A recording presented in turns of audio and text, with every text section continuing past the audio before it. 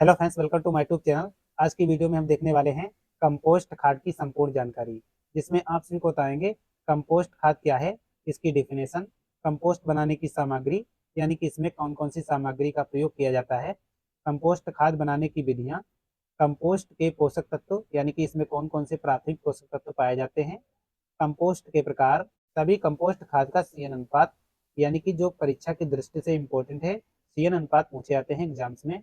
और आपसे बताएंगे वर्मी कंपोस्ट की संपूर्ण जानकारी, जो कि परीक्षा की दृष्टि से वेरी मोस्ट इंपॉर्टेंट रहने वाली है।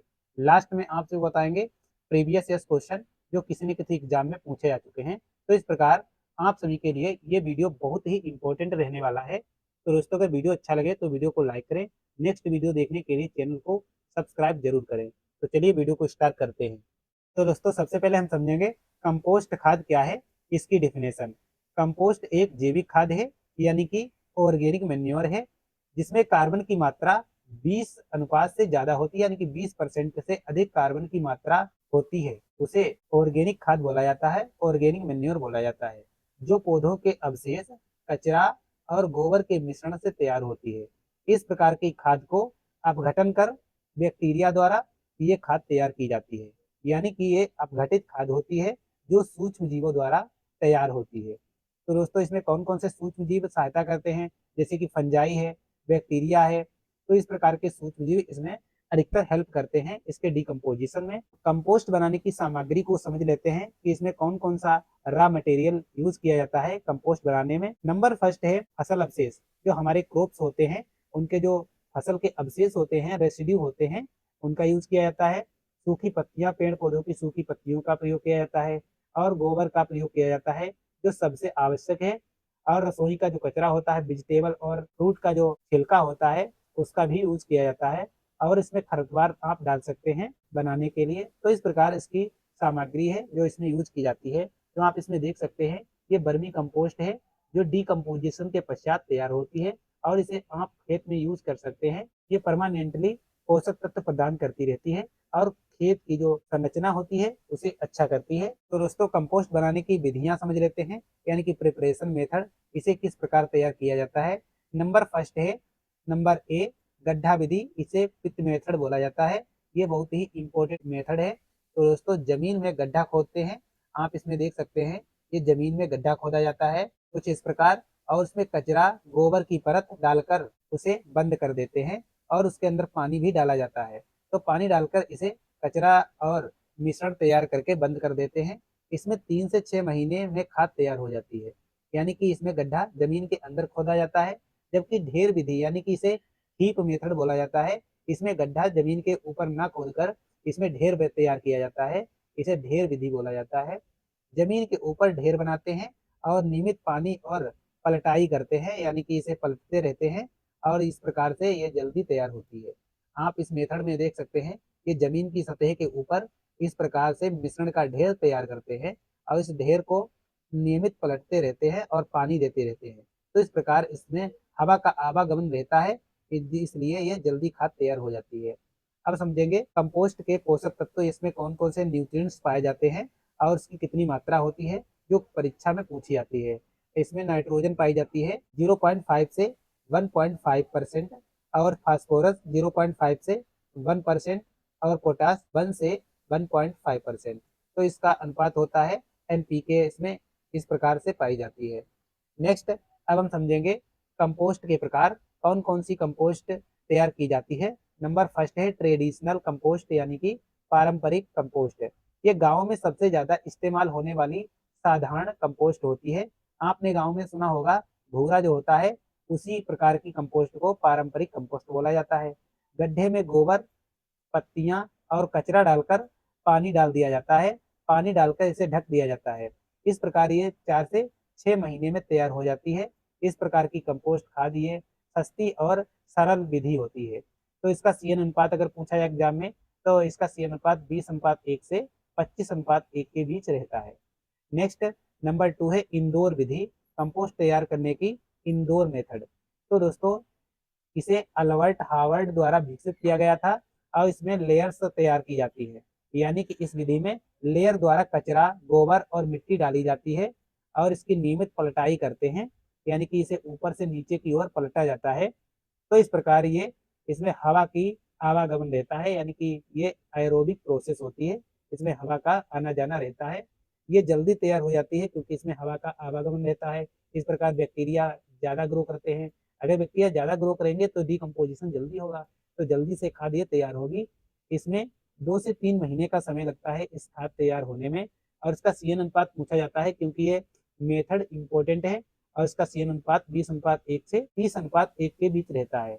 तो इसमें परतें डाली जाती हैं। सबसे निचली परत कचरा की डाल दी जाती है, उसके ऊपर गोबर और सबसे ऊपर मिट्टी की परत डालकर पानी छिड़क देते हैं। तो इस प्रकार ये इसकी पलटाई बाद में करते रहते हैं।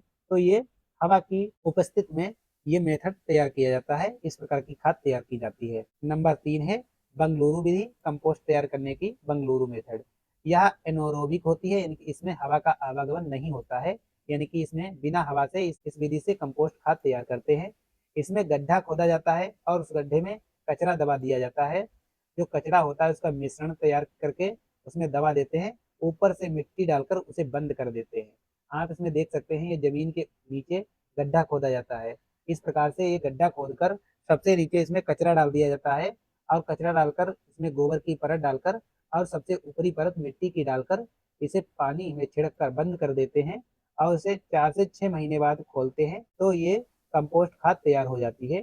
तो इस प्रकार इसकी पलटाई नहीं करते हैं क्योंकि यह बिना हवा द्वारा तैयार की जाने वाली विधि होती है। तो दोस्तों इसका भी सीएन अनुपात पूछा जाता है। जो बंगलुरु विधि है ये इंपॉर्टेंट है, इसका सीएन अनुपात अधिकतर पूछा जाता है, जो 25:1 से 30:1 के बीच रहता है। तो दोस्तों ये सीएन अनुपात आप सभी को याद जरूर करना है क्योंकि सभी मेथड के सीएन अनुपात एग्जाम में पूछे जाते हैं। नेक्स्ट नंबर 4 है नाडेप मेथड, यानी कि NADEP मेथड इसे कहते हैं। यह विधि नारायण डोयटाओ कंधारी पांडे द्वारा विकसित की गई थी। यानी कि अगर क्वेश्चन पूछा जाए कि इस विधि का सबसे पहले प्रयोग किसने किया था या इसका आविष्कार किसने किया था, तो नारायण डोयटो कंधारी पांडे ने किया था। तो दोस्तों इसमें क्या होता है, ईंट के टैंक बनाए जाते हैं। आप इसमें देख सकते हैं, इसमें जमीन के ऊपर ईंट का चौड़ाई लंबाई और गहराई के हिसाब से ये जमीन के ऊपर ईंट का टैंक इस प्रकार से तैयार किया जाता है। इसे नाडेप टैंक बोला जाता है। इस टैंक में परतों में कचरा मिट्टी और गोबर डाल दिया जाता है, और इस प्रकार ये डालकर इसमें हवा का प्रवेश कराया जाता है। हवा का प्रवेश करने के लिए इसमें ईंट में होल बना दिए जाते हैं, दीवार में होल बनाकर छोड़ दिया जाता है क्योंकि इसके द्वारा हवा का आवागमन रहता है, डिकम्पोजिशन प्रोसेस जल्दी होती है।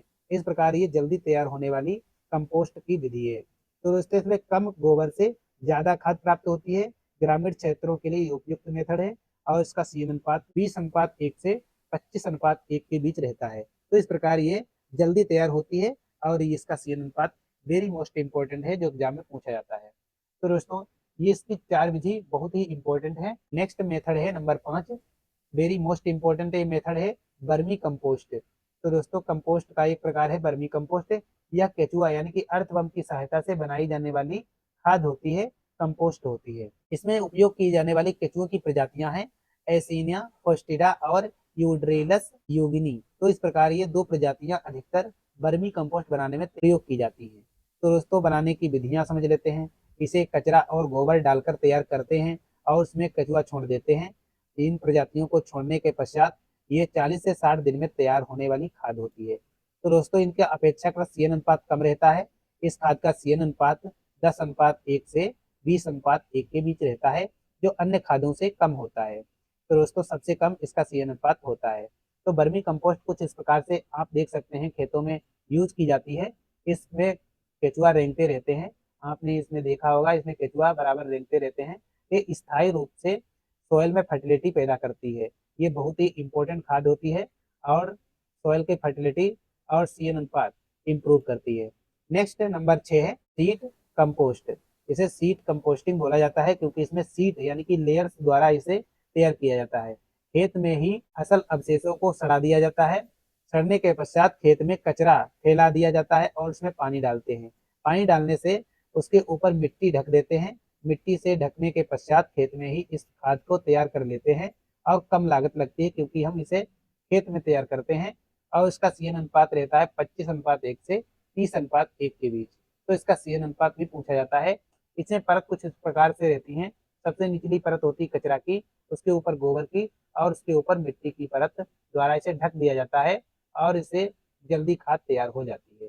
तो इस प्रकार इसे खेत में ही करते हैं। अगर क्वेश्चन पूछा जाए किस विधि को खेत में प्रयोग किया जाता है, तो दोस्तों आपका राइट आंसर होगा सीड कंपोस्टिंग। नेक्स्ट नंबर 7 है और यह लास्ट विधि है फास्ट कंपोस्ट यानी कि रेपिड कंपोस्ट। रसायन और सूक्ष्म जीवों की सहायता से ये तैयार की जाने वाली कंपोस्ट होती है। इसमें कोई विधि समझ लेते हैं। कंपोस्ट को कल्चर में मिलाकर तैयार करते हैं। नमी और तापमान को इसमें नियंत्रित करते हैं, क्योंकि जो हम सूक्ष्म जीवों को कल्चर यूज करेंगे उसको ग्रो करने के लिए टेम्परेचर ऑप्टिमम रहना चाहिए, ना ज़्यादा कम रहना चाहिए और ना ज़्यादा होना चाहिए, क्योंकि इसमें हमें सूक्ष्म जीवों का ग्रो कराना होता है। इसमें 1 से 2 महीने का समय लगता है और ये खाद जल्दी तैयार हो जाती है। रेपिड का मतलब होता है किसी काम को जल्दी होना, इसे रेपिड मेथड कहते हैं। आधुनिक विधि होती है। तो दोस्तों जो रेपिड मेथड है ये आधुनिक विधि है और इसका सीन अनुपात अपेक्षाकृत कम ही रहता है। 15:1 से 20:1 के बीच रहता है। तो दोस्तों आपको याद करने के लिए आपकी सही ट्रिक है, वर्मी कंपोस्ट और रेपिड कंपोस्ट को छोड़कर सभी का सी अनुपात 25:1 से 30:1 के बीच रहता है, जबकि रेपिड और वर्मी कंपोस्ट दोनों का सी अनुपात 10:1 से 20:1 के बीच रहता है। तो आप इसे आसानी से याद कर सकते हैं। रेपिड मेथड से जो कंपोस्ट तैयार हो जाती है, तो दोस्तों ये पैकिंग में कुछ इस प्रकार से आपको मार्केट में देखने को मिलेगी, जो आप ऑनलाइन ऑफलाइन दोनों तरीके से आसानी से खरीद सकते हैं। नेक्स्ट अब हम इस टेबल को समझेंगे, क्योंकि ये टेबल बहुत ही इंपॉर्टेंट है। इंपॉर्टेंट है इसलिए क्योंकि इसमें परीक्षा से कुछ क्वेश्चन पूछे जाते हैं, जैसे कि पारंपरिक मेथड से कितना समय लगता है। तो दोस्तों इसमें 4 से 6 महीने का समय लगता है इसे बनाने में, और ये आसान विधि होती है और इसका जो सी अनुपात होता है 20 से 25 होता है। नेक्स्ट है इंडोर विधि। इसमें 2 से 3 महीने का समय लगता है इसे तैयार करने में, और ये एरोबिक होती है, यानी कि हवा की उपस्थिति में इसे तैयार किया जाता है और इसका जो सेवन अनुपात 20 से 30 के बीच होता है। नेक्स्ट है नाडेप। नाडेप में समय लगता है 3 से 4 महीने का, और ये कम गोबर इसमें यूज किया जाता है और इसका सेवन अनुपात 20:25 के बीच रहता है। और बंगलुरु मेथड को भी समझ लेते हैं। इसका समय लगता है 4 से 6 महीने का और एनारोबिक होता है, क्योंकि इसमें हवा नहीं जाती है, और इसका जो सी अनुपात होता है 25 से 30 के बीच रहता है। नेक्स्ट है वर्मी कंपोस्ट, ये मोस्ट इंपॉर्टेंट है, इसे हमें जरूर याद रखना है। इसे तैयार होने में 40 से 60 दिन का समय लगता है और इसे सबसे उत्तम खाद बोला जाता है, और इसका सी अनुपात भी पूछा जाता है, जो 10 अनुपात से 20 अनुपात के बीच रहता है। नेक्स्ट है शीत मेथड। तो दोस्तों शीत जो कंपोस्ट होती है, इसे बनाने में 3 से 4 महीने का समय लगता है। ये खेत में ही तैयार करते हैं। अगर क्वेश्चन पूछा जाए कि कौन सी खाद को या कौन सी कंपोस्ट को खेत में तैयार करते हैं, तो आपका राइट आंसर होगा शीट मेथड। तो दोस्तों इसका जो सी अनुपात होता है वो 25 से 30 होता है। नेक्स्ट है फास्ट यानी कि रेपिड कंपोस्ट। तो दोस्तों ये जल्दी तैयार हो जाती है, ये मॉडर्न मेथड है। इसमें तैयार होने में 1 से 2 महीने का समय लगता है और इसका जो सी अनुपात होता है ये अपेक्षाकृत कम रहता है, क्योंकि ये जल्दी तैयार की जाती है, इसलिए इसका सी अनुपात कम ही रहता है। 15 से 20 इसका सी अनुपात रहता है। तो इस प्रकार हमें ये भी याद रखना है, क्योंकि एग्जाम की दृष्टि से मोस्ट इंपॉर्टेंट रहने वाला है। अब हम समझेंगे कंपोस्ट के प्रकार और उसका सी अनुपात। वर्मी कंपोस्ट, इसका सी अनुपात 10 से 20। पारंपरिक कंपोस्ट, इसका 20 से 25। नाडेप, इसका 20 से 25। इंदौर मेथड का 20 से 30।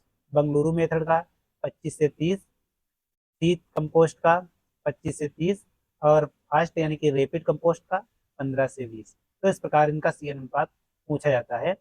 आपको सी का मतलब होता है कार्बन और एन का मतलब होता है नाइट्रोजन। कार्बन और नाइट्रोजन का अनुपात रहता है। इसमें नाइट्रोजन का अनुपात हमेशा एक ही रहता है, और जबकि कार्बन का अनुपात घटता बढ़ता रहता है, जो 20 या 30 रहता है, और इसका जो एन रहता है यानी कि नाइट्रोजन का अनुपात, ये हमेशा एक ही रहता है। तो ये हमें याद रखना है। नेक्स्ट अब हम समझेंगे कंपोस्ट के फायदे। इसे प्रयोग करने के क्या फायदे होते हैं। नंबर फर्स्ट है मिट्टी की संरचना सुधरती है, जल धारण क्षमता बढ़ती है, सूक्ष्म जीवों की संख्या में वृद्धि होती है, पर्यावरण के लिए अनुकूल या सुरक्षित होती है, सस्ती और आसान उपलब्ध होती है। तो इसके ये लाभ होते हैं, ये आसानी से मार्केट में आप सभी को मिल जाएगी, और ये फायदे इसके वेरी मोस्ट इंपॉर्टेंट है। आप मार्केट में कुछ इस प्रकार से आप खरीद सकते हैं, ये पैकेट में मिलती है। तो वर्मी कंपोस्ट को आप आसानी से खरीद सकते हैं। तो दोस्तों हम इसके नुकसान भी समझ लेते हैं कि इसे प्रयोग करने से कौन कौन से डिसएडवांटेज हैं। नंबर फर्स्ट है, पोषक तत्व कम मात्रा में होते हैं इसमें, असर धीरे धीरे होता है, यानी कि ये धीरे गति से पौधों को लाभ पहुंचाती है। और नंबर तीन है, ज़्यादा मात्रा की ज़रूरत होती है। अगर इसे हम ज़्यादा मात्रा में यूज़ करते हैं तभी ये पौधों में असर डालती है, अन्यथा नहीं। तो दोस्तों इसके उपयोग किस प्रकार से करेंगे, सभी फसलों में इसका यूज कर सकते हैं। बागवानी यानी कि गार्डनिंग में सबसे ज़्यादा यूज किया जाता है, नर्सरी के पौधों में यूज किया जाता है, और जैविक खेती में इसका प्रयोग अधिकतर करते हैं। क्योंकि जो जैविक खेती होती है उसमें फर्टिलाइजर का यूज नहीं किया जाता है, यानी कि रसायन का नहीं यूज किया जाता है, और इसे कार्बनिक तरीके से तैयार किया जाता है, इसलिए इसमें कार्बनिक खाद ही डाली जाती है। तो इस प्रकार ये इसके यूज होते हैं। इससे मोस्ट इम्पोर्टेंट हम एग्जाम की दृष्टि से पॉइंट भी देख लेते हैं। जो कंपोस्ट होती है एक धीमी गति से काम करने वाली खाद होती है, और इसमें ह्यूमस की मात्रा अपेक्षाकृत अधिक होती है।